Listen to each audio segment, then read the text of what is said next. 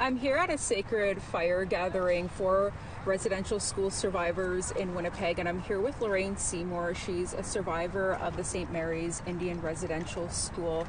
Lorraine, thanks for joining us. Can you just introduce yourself?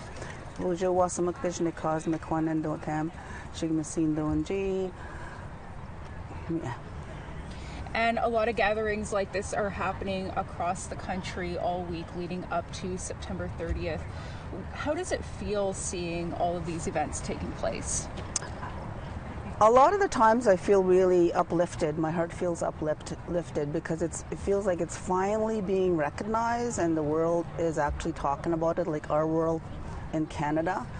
And being raised in Canada, we were always not allowed to talk about it. And my early childhood, and most of my adulthood, we weren't allowed to talk about it. Even our family systems, they go, shh, keep quiet, and because we just weren't allowed. Like, there were so many policies about it. So it's like today, it's good that we're being lifted up, that orange is the color. It feels good, but at the same time, I have to remember what it's all about in terms of being taken to the res school, having my hair cut, and learning the intense feeling of abandonment and having to deal with that for my entire existence. I still have to deal with that. That's just part of living now, is like dealing with that sense of being left. We weren't just left by our parents, but the whole Canadian society. So. And then, now the graves are being found. So there's just so much intense healing and discussion that needs to be come to surface. Yeah. And this past year, we've had an apology from the Pope, and he came to Canada to visit. And now we're on our second National Day for Truth and Reconciliation. How has that impacted your healing journey? For me personally, and I only speak for myself when I talk about the Pope, is I went to see the Pope, and it was an electrical feeling when he put on that headdress. Like, I felt the sensation. There was a whole bunch of us survivors there, and there was a lady that was in her 80s, and she couldn't hear. She couldn't hear, but she could see, and she felt the sensation of the energy, the electric energy, when that Pope put on that headdress. And there's a lot of survivors I talked to, like just a couple of days ago, that just they don't like the Pope, and they won't accept, they reject. So I think most survivors feel that, rather than how I feel is like, Mono is our healing word in our Anishinaabe. Mono is letting go, come to peace, come to acceptance over it. And that's a struggle to do that, like knowing that we still struggle, our children still struggle with a lot of things, So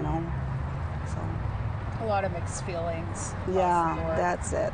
So what does the National Day for Truth and Reconciliation mean to you? Well, I'm thinking about how sometimes it's kind of phony in terms of what the government land back. If you really want to feel like this is reconciliation, then let's give some land back so our children don't have to be so impoverished and struggle for school shoes and all backpacks. There's so many programs like that. Like, that shouldn't be an issue. Like, if reconciliation was real, if they really, really wanted to care about the children today. Just watched something on Netflix last night called For Love, and the story's still the same as it was when I was a little girl. Mm-hmm. Yeah. So whether people are going to school or work or have the day off, what do you hope Canadians take away from this day? Well, I hope they're open-hearted to understand what really happened in this country, and get educated on what really happened here in this country, and get educated on how the consequences of those policies affect us, especially MMIWG2S.